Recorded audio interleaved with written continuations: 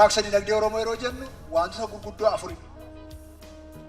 Tokkoffaa finni duraa finni murteessaan mootummaan keenya mootummaan naannoo Oromiyaa sadarkaadhaan jiru dinagdee yaa hoogganuu kan jedhudha.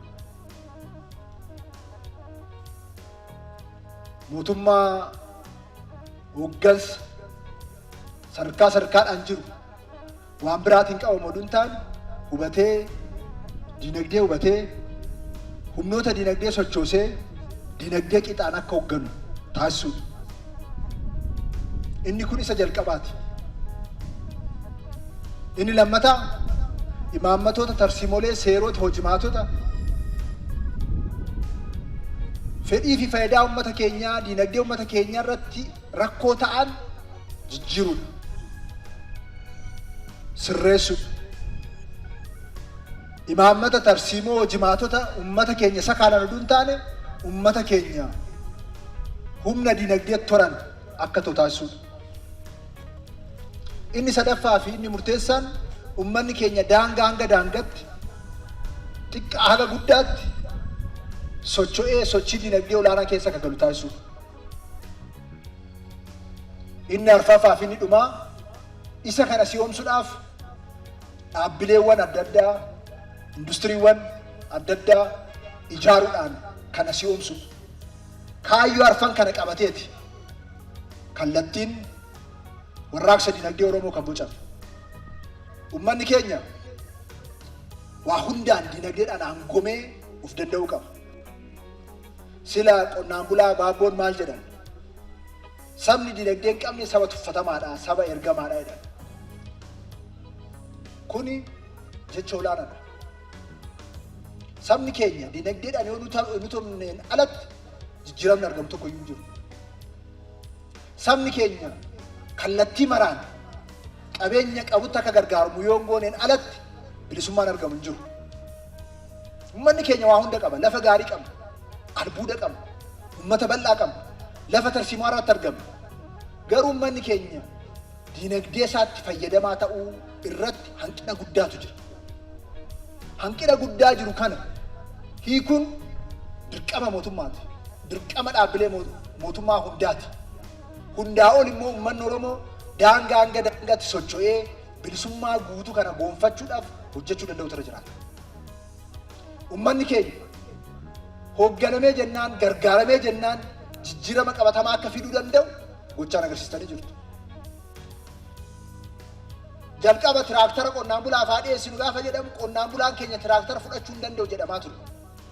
Amma garuu qonnaan bulaa tiraaktera fudhatu duun taane kan dhibe dhaabbata mootummaa jabaatee hojjetee qonnaan bulaadhaaf fedhii barbaachisu sana hunda kennee qonnaan bulaan akka tiraaktera argatu gochuu danda'u goosuu dadhabuudha kan mul'ate.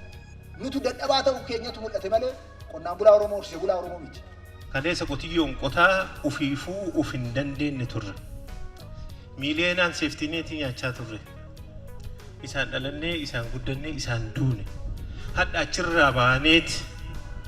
achirraa baanee makanaayizeeshinii fayyadamne qonnee oomishaaf oomishtummaa daballee diinagdee rakkoo kamuu aachuu danda'u uumuu irra dabarree hadha investoroota kumaatamaan lakkaaman uumuu dandeenyee jirra.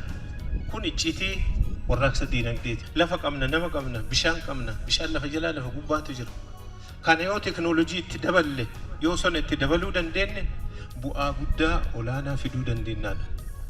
Kanaaf keenyaan jiruuf jireenya hawaasa keenyaati. Keenyaan badhaadhina.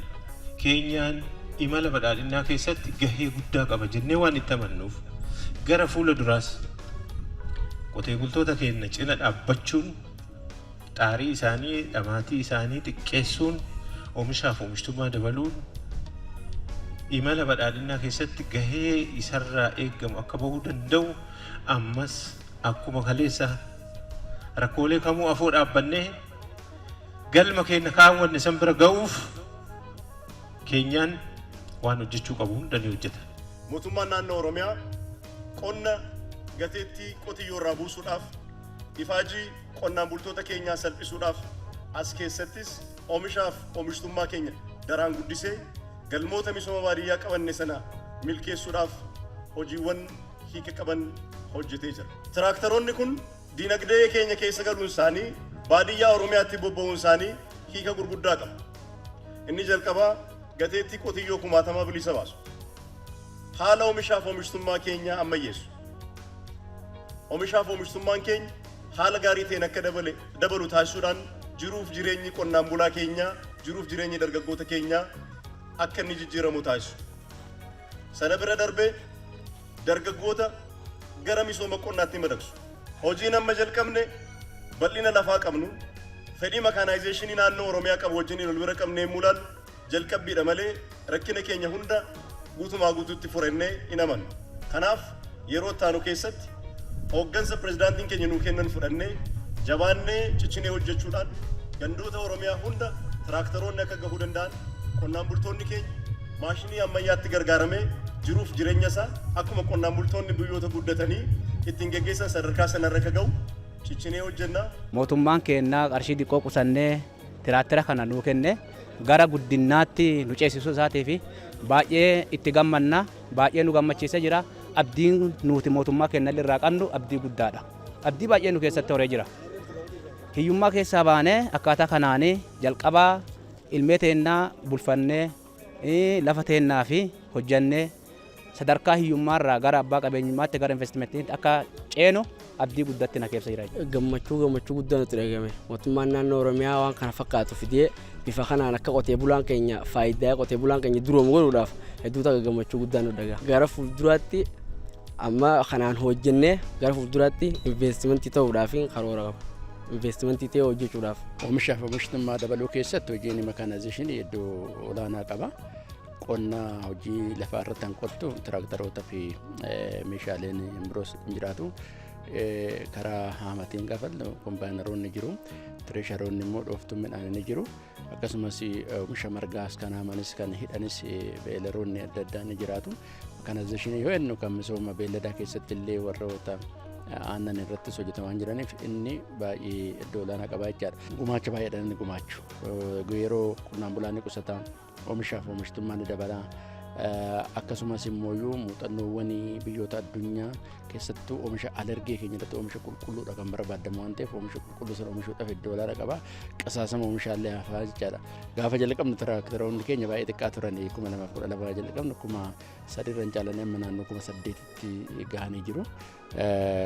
Qonnaan bultoota kan argaa jiranii oomishaanis lafa keenya hektaarotaan waggaatti oomishnu parsantii 50 ol rangaa jirra jechaadha amma tiraaktera qofaa qopheessuudhaan.